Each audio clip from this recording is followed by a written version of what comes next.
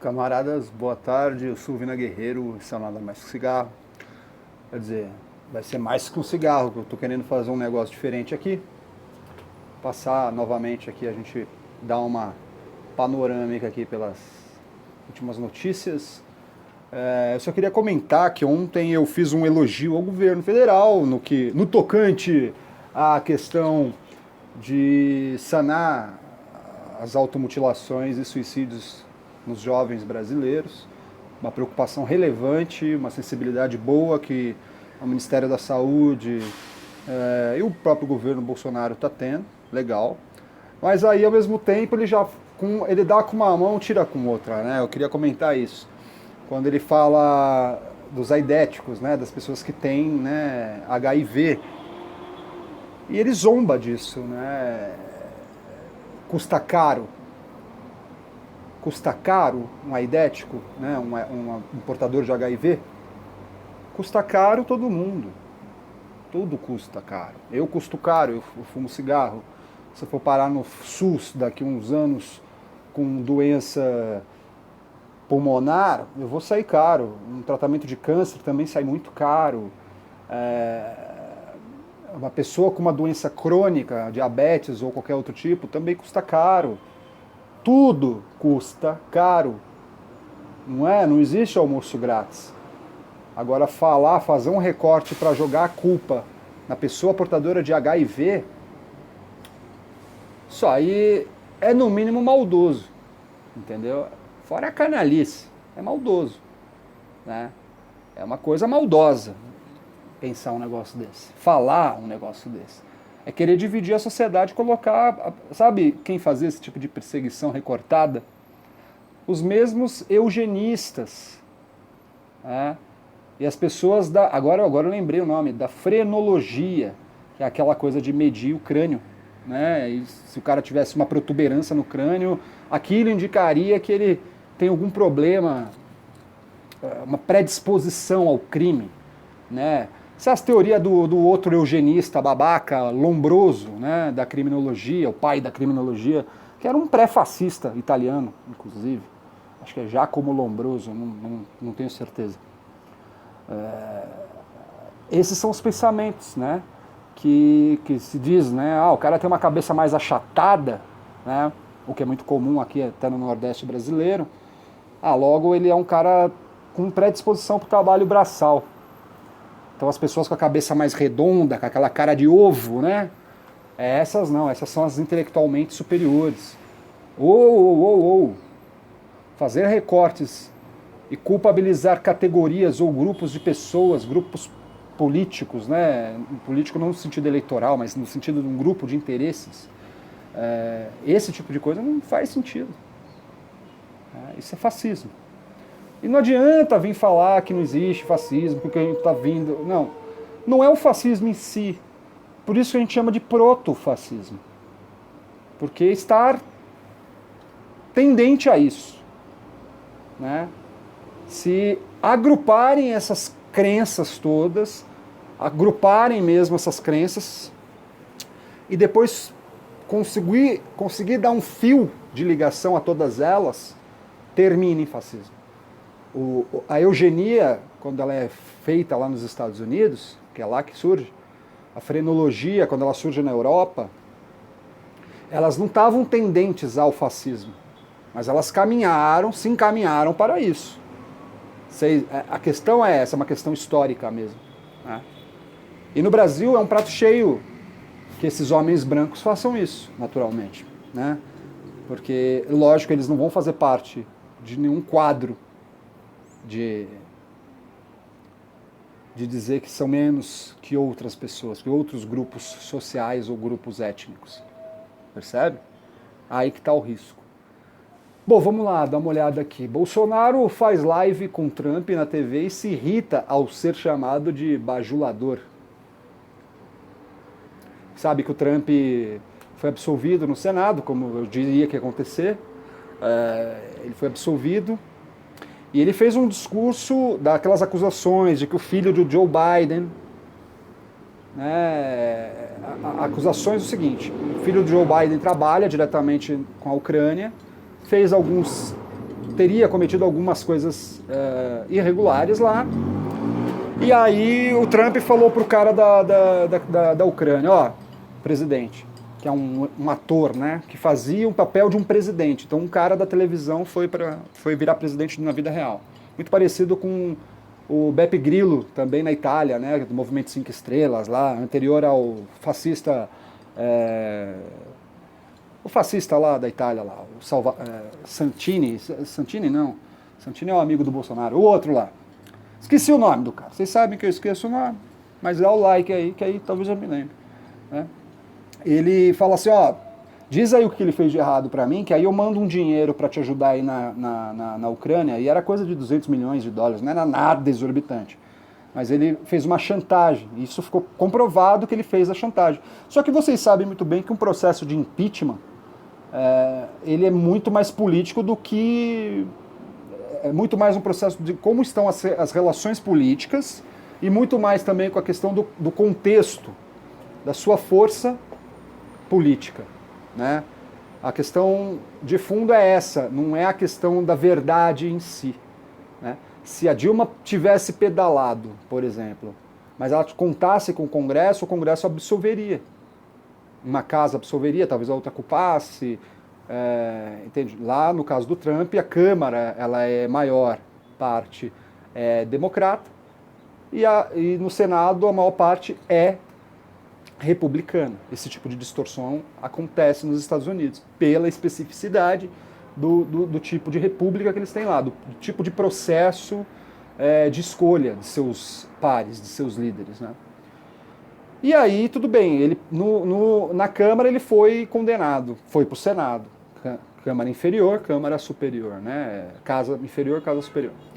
E aí no Senado ele foi absolvido. Aí o discurso do Trump ontem, esse que o Bolsonaro assistiu, foi um discurso em que ele falava em que os caras que são adversários políticos dele são inimigos da nação, querem destruir o país. Ele apela para a fé, ele não é cristão, mas ele apela para a fé cristã.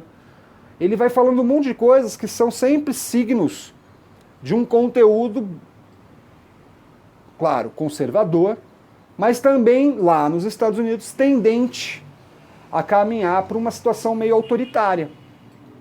É lógico que não vai acontecer isso, né, do autoritarismo do Trump. Primeiro que o Trump não consegue fechar um regime de uma das repúblicas mais longevas que tem, que é a dos Estados Unidos. Como o Bolsonaro teria muita dificuldade, não que seria impossível, mas teria muita dificuldade de fechar o regime aqui. Mas essas amostras, demonstram que ele quer isso. Que se constar, é a cara dele fazer um negócio desse. Se ele é uma moeda flipada mesmo, joga, tem chance. Qual chance? Uma chance. Entende? O que a gente não pode deixar é que dentro dessa moeda, um lado seja o fascismo. Porque aí é 50% de chance de sim e 50% de chance de não. Então, hoje, o que Bolsonaro e Trump estão fazendo é tentar, com uma agenda informativa, informacional, ir jogando esses elementos no imaginário popular, para depois eles chegarem com uma receita pronta. Eu te vendo um inimigo, ao invés de ler a notícia, vamos ficar nesse papo que acho que tá legal. Eu te vendo um inimigo, pode ser um inimigo externo, mas muito melhor se for um inimigo interno, e depois eu te ponho medo na população, e aí depois, será que eu consigo aumentar isso aqui? Deixa eu ver se...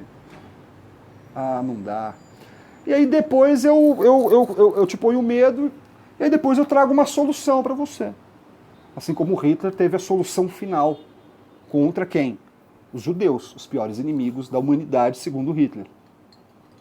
Não só judeus, né? Ciganos, homossexuais, maçons, gente de religiões que não fossem aquelas que suportassem o Estado nazista, mas depois até as religiões que suportaram o Estado nazista, por isso que eu falo que é jogo, o Trump não é cristão. Hoje os cristãos estão com ele. Quando ele se tornar hegemônico no processo, quando nada mais o atingir, ele próprio será o Deus na Terra. É lógico que o mandato dele é limitado, né? Ele só tem mais uma reeleição aí, né? E Bolsonaro também, graças a Deus, são 8 anos para cada um, no máximo, Lógico que esse tipo de período, depois o cara pode dar um golpe, um autogolpe, né, e se proclamar alguma coisa eterna aí, ou ele pode fazer com que esse sistema tenha em suas futuras eleições os seus substitutos, apoiados por ele diretamente, assim como o Lula fez com a Dilma no caso. Né? Isso faz parte. Essa toda é a questão.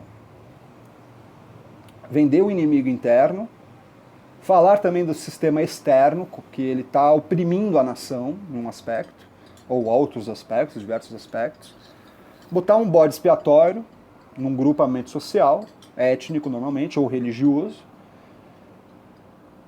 conceituá-lo como inimigo mesmo, e aí falar, agora precisamos, o que se faz com o inimigo? Você aniquila, você retira, você primeiro você segrega. Eu não vou dar atenção para isso. Por quê? Porque esse cara é meu inimigo. Não me importa. Daí, por exemplo, falar do aidético. E vincular o aidético a um homossexual, quando a maior parte dos aidéticos não são homossexuais. Compreende? São questões outras. São diversos problemas que causam a AIDS, né? O aidismo, sei lá, que não é um modo de vida, o aidismo, né? Acaba sendo porque o cara tem que adaptar a vida, mas enfim. O aidético, né? Aí você marginaliza. Não vou dar atenção para isso. Depois você segrega, começa a fazer leis específicas encaixotando grupamentos sociais na sociedade. Vocês reconhecem esse modelo? Estão reconhecendo esse modelo? É o mesmo modelo identitário. É o método. Por isso que o identitarismo, ele é nocivo, não por ser de esquerda, mas por encaixotar grupamentos sociais. E falar, quero políticas públicas específicas para o meu grupamento social. E só para o meu grupamento social. Ao fim e ao cabo, o identitário, ele é um segregacionista. Ele é um cara que quer ser... Sou eu e os outros, nunca nós, com nossas diferenças. Sou eu e o resto.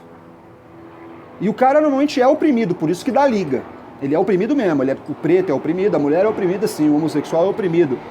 Os deficientes físicos e deficientes mentais também são oprimidos. O indígena também é oprimido. Um lugar mais pobre do Brasil, quando faz a migração, também é oprimido em relação do local de onde veio, por onde ele está. Ele não tem o pertencimento local, ele não tem não é contemplado. Né? Ele pode construir um prédio, mas ele não deve morar nesse prédio. Né?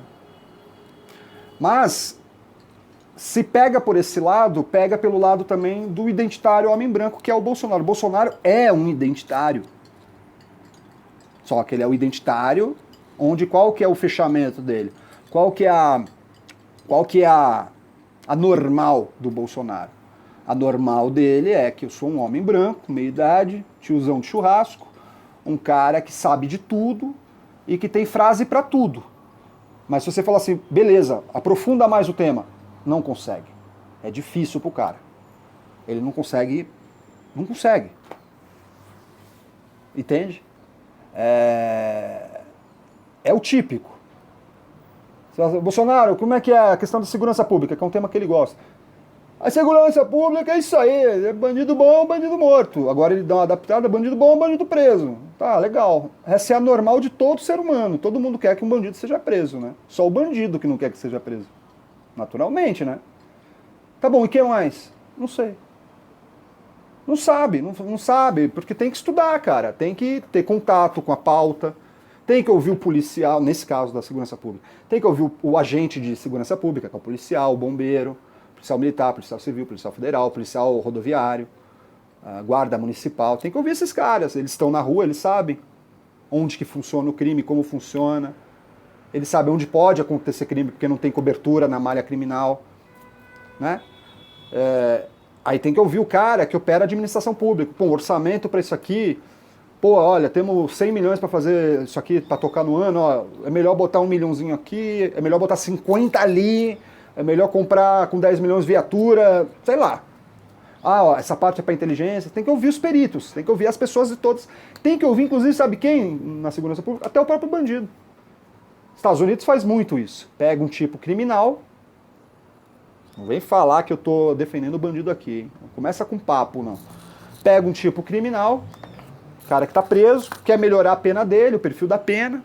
Ó, se você der informações pra gente de como funciona tal coisa, a gente vai abater X anos da tua pena. Vamos te colocar num presídio onde seja melhor pra você, onde você não seja ameaçado pelos seus próprios comparsas, sei lá, coisas assim. E estuda o tipo criminal do cara. O cara é um psicopata, ele mata em série. Porra, vamos estudar a mente do psicopata pra entender por que eles fazem isso. Você vai encontrar, através dos padrões que um apresentar, outro apresentar, outro apresentar, na amostragem você vai encontrar um padrão. Né? Aí você começa a atribuir contra-comportamentos para você inibir a ação desses caras ou descobri-los. Funciona. É matemático. O ser humano é programado pela natureza, por Deus, como você quiser, mas com base em algo. Qual é o algo? A matemática. E as emoções também são parametrizadas, curiosamente. São parametrizadas. Você pega um cara que sabe sonegar imposto, foi preso. Esse cara é o melhor para falar como que se sonega sem ser descoberto, até ser descoberto. Ele foi descoberto por um modelo que deu errado, tudo bem, mas ele de repente sabe outros 10 caminhos que talvez a Receita Federal não sabe. Estuda esse cara, aprende com ele. Que nem no Prenda-me se for capaz, lá no fim o cara que era um fraudador lá, que é o Leonardo DiCaprio, ele vai virar um informante do FBI para pegar outros fraudadores, né? Pegar outros caras aí, larápios aí, 171, né? Mesma coisa, o tráfico, tudo, você estuda esses caras, pega, não precisa estudar todos, não dá. Pega um e fala, mano, quer contribuir? Vai melhorar teu perfil de pena, vai melhorar isso aqui, papapá. Né? Pode até responder em liberdade.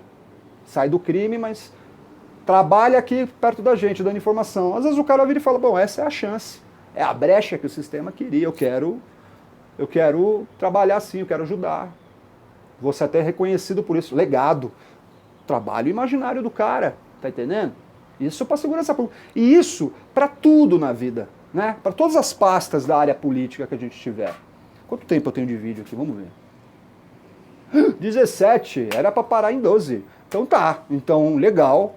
Falei de vários temas, não sei nem que nome eu vou dar para esse vídeo, mas se você curtiu aí, até agora, você põe assim, abacate curtido, e aí você manda um legal, então legal. E aí, até amanhã. Eu vou tentar fazer um vídeo por dia no mínimo, tá? Menos de domingo. Domingo, se a Tatá constar, eu faço o abacateiro da Tatá, que ela...